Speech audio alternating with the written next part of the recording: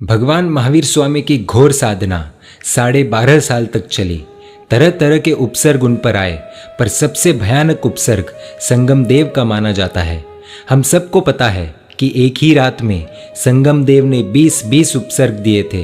वो एक एक उपसर्ग इतने भयानक थे कि हमारे जैसों पर यदि आए तो हम ऑन द स्पॉट मर जाएंगे। आखिर ये सब उपसर्ग कब हुए? भगवान अपना 10वां चातुर्मास पूर्ण करके अलग अलग गांवों से विहार करते हुए एक गांव में पहुंचे।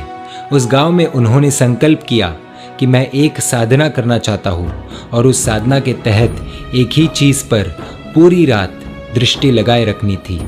भगवान की साधना देखकर इंद्र बहुत प्रसन्न हो गए और उन्होंने देवलोक के अंदर इस साधना की प्रशंसा की। इस साधना की प्रशंसा को सुनकर कभी भी मुक्ति नहीं पाने वाले संगम देव को इंद्र की बात झूठी लगी।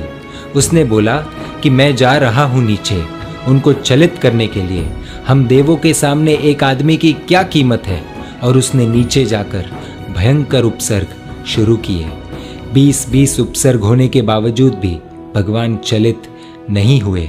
संगम सोचने लगा कि ये भगवान किस मिट्टी से बने हैं। अगर अभी मैं इनको चलित करके ऊपर जाऊंगा तो ही मैं इंद्र को चेहरा दिखा पाऊंगा, वरना मैं किस मुंह से जाऊंगा। और संगम देव ने भगवान को और 6 महीने तक भयंकर उपसर्ग दिए।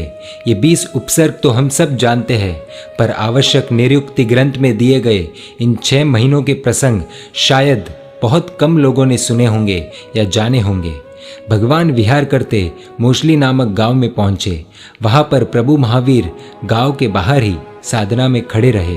उसका एक कारण ये था कि भगवान जब भी गोचरी जाते तब संगम देव ने इतने अश्लील उपद्रव किए थे जिसके कारण जिन शासन की निंदा हो रही थी।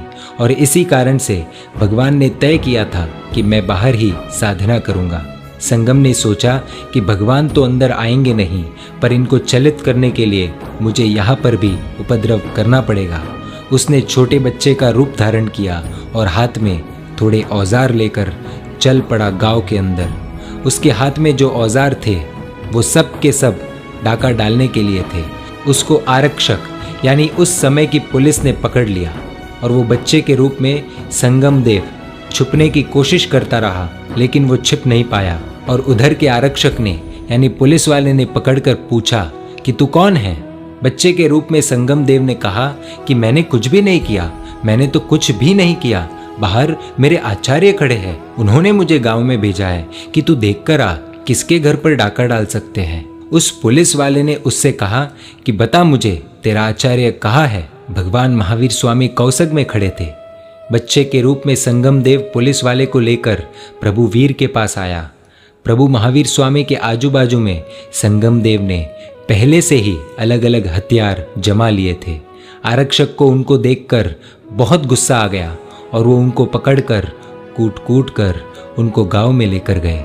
आरक्षक प्रभु वीर को गांव के राजा सुमागत के पास लेकर गए।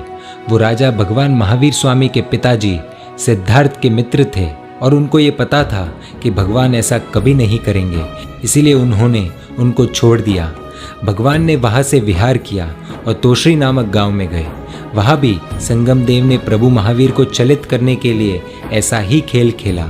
वहाँ के आरक्षक आए, लेकिन वहाँ पर प्रभु महावीर को बचाने के लिए कोई नहीं था। वहाँ के राजा कोशली ने उनको फांसी की सज़ा सुनाई। फांसी का फंदा तैयार किया गया। 3 लोक के नाथ तीर्थंकर प्रभु महावीर के गले में फांसी की रस्सी डाली गई। जैसे ही फांसी की रस्सी उनके गले में आई और उनको फांसी देने के लिए उस रस्सी को ऊपर किया गया, तब वो रस्सी टूट गई।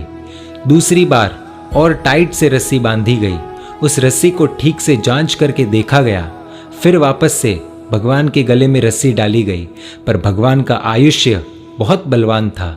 दूसरी बार भी रस्सी टूट गई। तीसरी बार फिर से कोशिश की गई, परंतु तीसरी बार भी रस्सी टूट गई। 1 नहीं, 2 नहीं, 3 नहीं, 4 नहीं, कुल 7 बार ऐसा किया गया, लेकिन हर बार रस्सी टूट गई। आरक्षकों को आश्चर्य हुआ कि ये सब क्या हो रहा है और कैसे हो रहा है, ये सब क्या चल रहा है। आरक्षकों ने प्रभु महावीर को उनके राजा कोशली के पास लेकर गए और ये जानकारी दी कि 7 बार कोशिश करने के बावजूद फांसी की रस्सी टूट गई। फिर राजा ने बोला कि ये कोई दिव्य पुरुष है, उन्हें छोड़ दो।